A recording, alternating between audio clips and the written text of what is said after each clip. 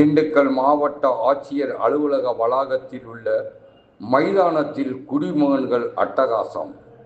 பாட்டிலை பொறுக்கி சுத்தம் செய்த மாணவி. திண்டுக்கல் மாவட்டம் ஆட்சியர் அலுவலக வளாகத்தில் மாவட்ட காவல் கண்காணிப்பாளர் அலுவலகம், ஒருங்கிணைந்த நீதிமன்ற வளாகம், போக்குவரத்து அலுவலகம் உள்ளிட்ட அலுவலகம் அருகே உள்ளது இந்த ஆர்டிஓ மைதானம்.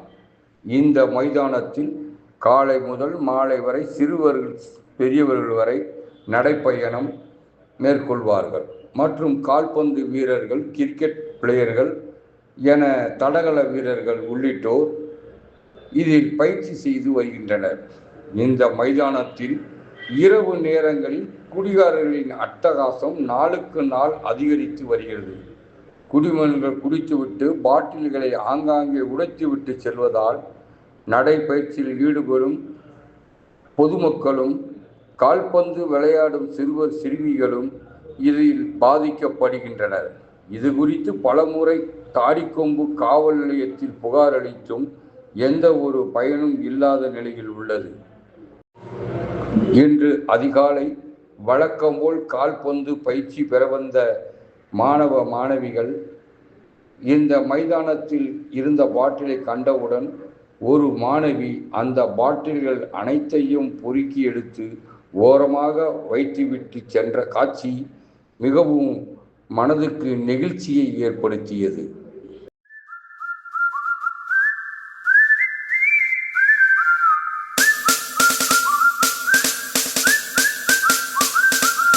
சொர்க்கம் என்பது நமக்கு, சொர்க்கம் என்பது நமக்கு சுத்தம் உள்ள வீடுதான், சுத்தம் உள்ள வீடுதான். சொர்க்கம் என்பது நமக்கு, சுத்தம் உள்ள வீடுதான்.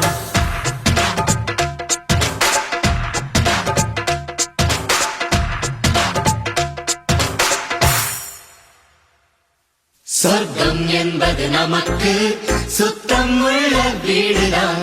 சுத்தம் என்பதை மறந்தால் நாடும் குப்பை மேடுதான். நிலாவில் வெள்ளை அடிக்கலாம், எங்கேயும் எப்போதும் சுத்தப்படுத்தலாம். சொர்க்கம் என்பது நமக்கு, சுத்தம் உள்ள வீடுதான். திண்டுக்கல்ல இருக்கக்கூடிய பகுதி வாழ் மக்களுக்கு எல்லாத்துக்குமே தெரியும்.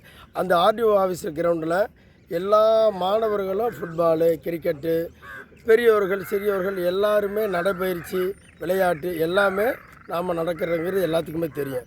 அப்படி இருக்கக்கூடிய காலகட்டத்தில் குடிக்கிறது உங்களுடைய கடமை. நீங்கள் குடிக்க வேணான்னு சொல்லலை, என்ன வேணாலும் பண்ணுங்கள். தயவு செய்து குடிச்சிட்டு இந்த பாட்டிலை பாருங்களேன். இந்த சின்ன சின்ன குழந்தைய ஃபுட்பால் விளையாட முடியல, குடிச்சிட்டு அப்படியே வச்சுட்டா கூட பரவாயில்ல, உடைச்சி எறிகிறீங்க. அந்த குழந்தைகளுடைய எதிர்காலம் என்ன ஆகும்ன்றது நீங்களே யோசிச்சு பாருங்கள். குடிக்கிறதுக்கு ஒவ்வொரு வரமுறைகள் இருக்குது.